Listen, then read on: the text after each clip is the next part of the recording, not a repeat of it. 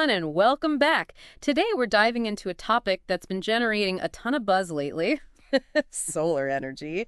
But we're not going to get bogged down in all the, technical jargon. Instead, we're tackling the myths and misconceptions that might be holding you back, from really considering it as a viable option. I think we've all heard things that make us wonder, is solar truly all it's cracked up to be? Yeah, you're right. There's definitely a lot of misinformation floating around out there. And that's what makes deep dives like this so important. We can cut through all that noise and really get to the heart of what you need to know. Exactly. So let's just jump right in. One of the biggest myths we hear all the time is that solar is just way too expensive. It's like this idea that solar panels are only for like the wealthy or those who are super tech savvy is ingrained in our minds, Right. And it's easy to see why people might think that. The truth is the solar industry has gone through a pretty remarkable transformation in recent years. In fact, we've seen a 50% drop in costs over the past decade. 50%. Wow.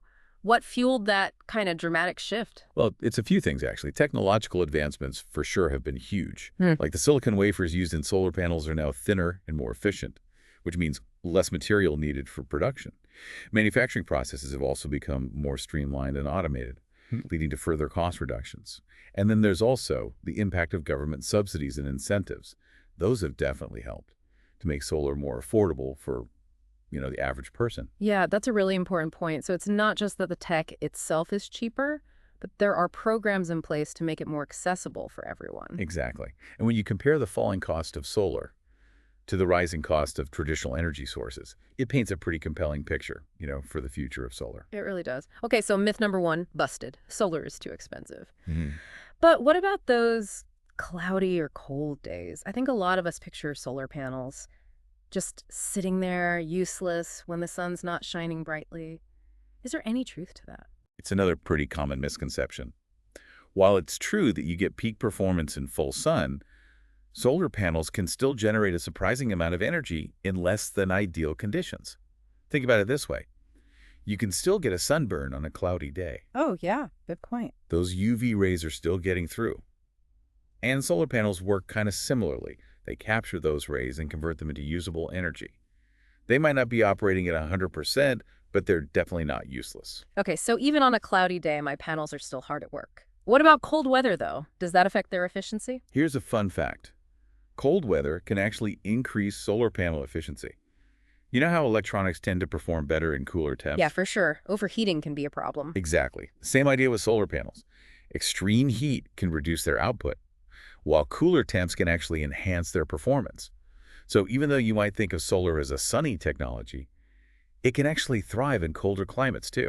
Fascinating. Okay, so we've officially debunked myth number two. Solar panels are useless on cloudy or cold days. Who knew? It's all about really understanding how the technology works. Speaking of which, let's tackle another big myth. The idea that solar can't power big appliances or a whole house. Yeah, I think a lot of people imagine solar panels as kind of limited in their power output. It's hard to picture those sleek panels on your roof running, something like an AC unit or an electric oven. Feels almost like science fiction, right? Well, get ready for science fiction to become reality. Modern solar systems are absolutely capable of handling even the most energy-hungry appliances. Yeah. And they can indeed power your entire home. Really? Wow. So how is that even possible? What's changed? Advancements in solar panel tech have led to significantly higher efficiency rates, meaning they can convert way more sunlight into usable energy. And coupled with that, we've seen massive progress in battery storage technology. Battery storage. So you're saying I could potentially power my entire home with solar energy, even when the sun isn't shining? Exactly. Battery tech has come a long way. Now, homeowners can store that excess energy generated during the day and use it later when the sun goes down, or even during, power outages. This level of energy independence just wasn't possible a few years ago. So it's not just about supplementing your energy usage, it's about potentially becoming completely self-sufficient. That's incredible. It really is. And even for those who maybe don't have ideal roof space or live in areas with strict building codes, there's another option: community solar. Community solar, that's not something I've heard much about. How does that work? Basically, imagine subscribing to a shared solar farm that's located nearby. This lets you reap the benefits of solar energy without needing to install panels on your own property. You essentially buy into a portion of the farm's energy output and then receive credits on your electricity bill. That's a really interesting concept. So even if I can't put panels on my own roof, I can still support renewable energy and potentially save money through community solar. Exactly. It's a great way to get involved in the movement Mm. and, reap those benefits even with limitations on your property. Okay, so myth number 3.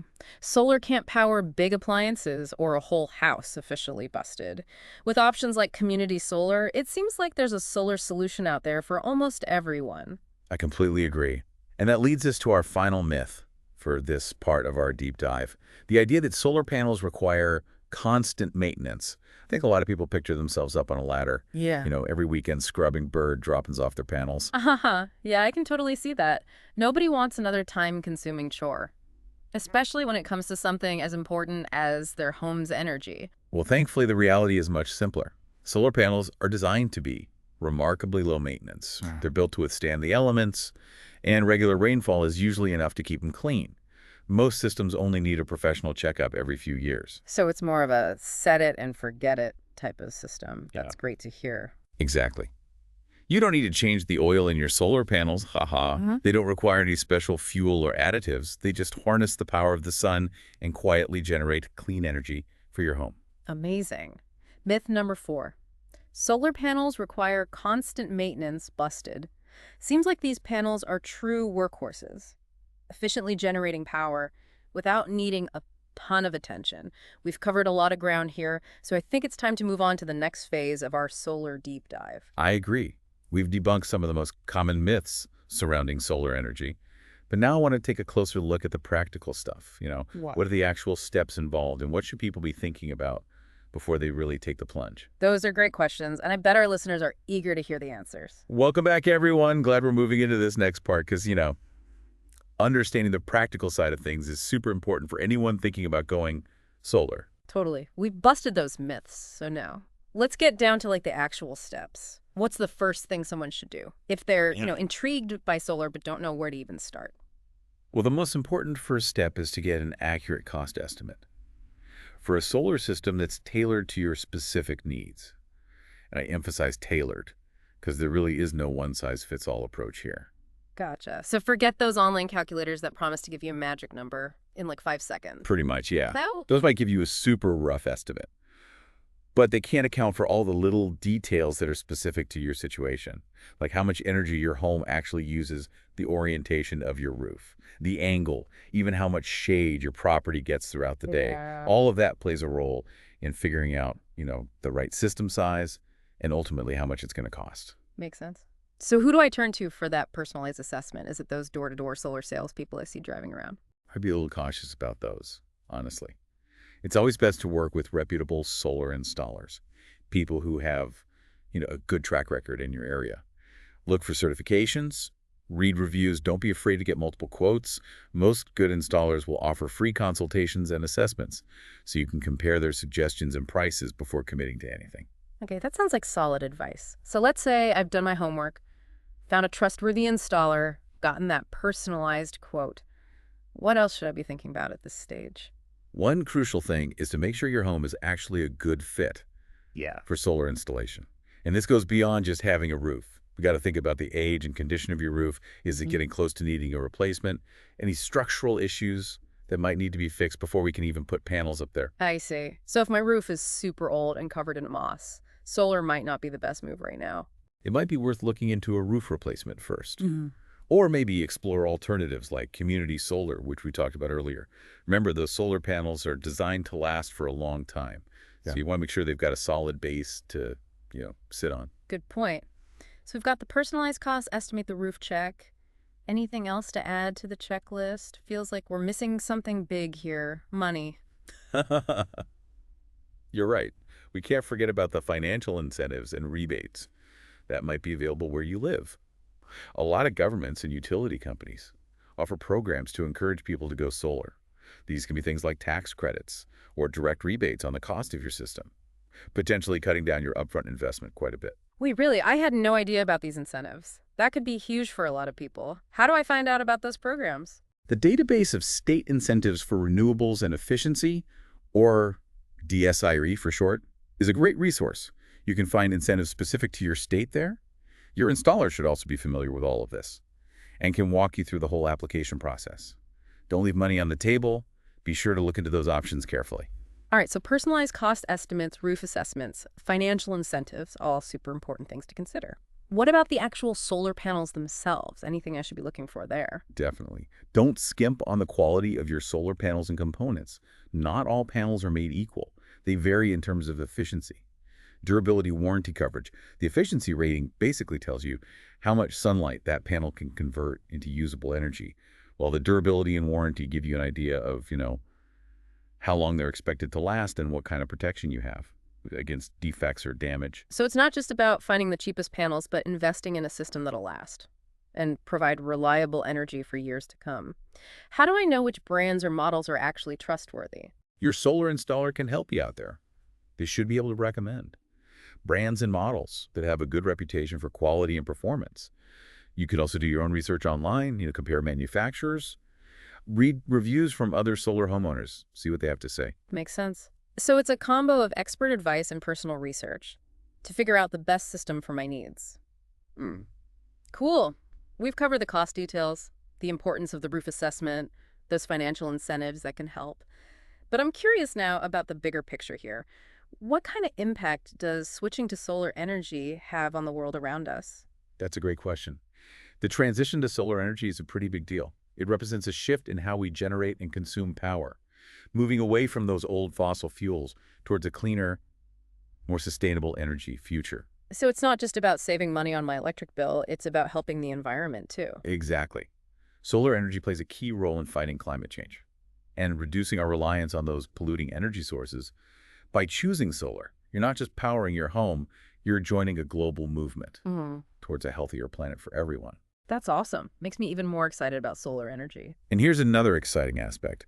The solar industry is creating tons of jobs. In manufacturing, installation, maintenance research, it's a booming sector with huge potential for economic growth and innovation. So it's good for the environment and the economy too. Win-win. Exactly. And as more people adopt solar, we're creating a more decentralized and resilient energy grid. Instead of depending on those big centralized power plants, we're creating a more distributed system where individuals and communities can make their own power. It's pretty amazing to think about the ripple effects of all this. I agree. And as we keep debunking those myths and talking about the benefits of solar, I think we'll see even more people switching over to this incredible energy source. I'm totally convinced. We've covered so much today, from busting myths to exploring the practical steps to even talking about the wider impact of solar. But before we wrap things up, there's one last question I've been thinking about. I'm all ears. What is it? If solar is as efficient and cost-effective and environmentally friendly as we've said, why isn't everyone already doing it? What's really holding people back? That is a brilliant question. It really gets to the core of some deep-rooted beliefs and those systemic barriers that we need to address if we want to see truly widespread adoption of solar. Sounds like there's another layer here, something to really dig into, maybe a deeper dive into those challenges and opportunities that are still ahead. I think that's a perfect topic for the last part of our solar exploration. I agree. Let's dive into those big questions and see what insights we can uncover. Okay, so we're back for the final part of our solar deep dive, and I'm still kind of stuck on that last question. If solar is so fantastic, why isn't it just everywhere yet? What are the things that are really holding people back? Well, it's a tricky question. There are a few different things going on, I think. On a personal level, there's just this kind of inertia. People are creatures of habit. We like to stick with what we know, even if it's not, the best or cheapest option long term. Switching to solar, even with all the benefits, requires changing how you think about things. And that upfront investment can be a bit scary for some people. Yeah, it's like we get stuck in our ways even when those ways are costing us more or, even hurting the planet. Right. And then there's the whole issue of information. Not everyone has access to the same resources or the same level of knowledge. Misinformation can spread really easily, especially in places where solar is still kind of a new thing. That makes me think about how important it is to have those trustworthy sources of info, like those certified installers we talked about. Oh, absolutely. Finding a good installer, someone who knows their stuff, can make a huge difference. They can help you figure out all the ins and outs of going solar and clear up any doubts you might have. But even beyond those individual hurdles, there are some bigger systemic issues that can slow down solar adoption. What kind of systemic issues? Think about policies that favor traditional energy sources. or rules and regulations that make it hard to install solar, even if you want to. Sometimes utility companies don't make it easy for homeowners to connect to the grid, or they might have policies that reduce the financial benefits of going solar. These are the kind of things that need a lot of people working together to change. So it's not just about convincing individuals, it's about changing the whole system that shapes our energy choices. That seems like a pretty daunting task. Where do we even begin to tackle something that big? It all starts with awareness and education, like what we're doing here. The more people understand the good things about solar and the roadblocks that are in the way, the more we can push for real change. Supporting groups that fight for better policies, contacting our elected officials, even just having conversations with friends and family about these issues, all of that can have an impact.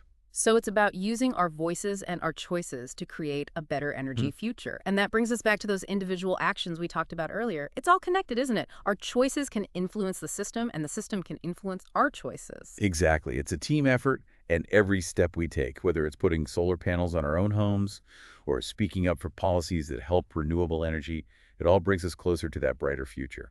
This has been such a great conversation. We've gone from debunking myths to figuring out the practical stuff to really understanding how solar could change the world. I'm glad you found it helpful. It's been great talking with you about all this. And to all our listeners out there, remember, knowledge is power. Keep learning, stay curious, and let's keep exploring these awesome possibilities of solar energy.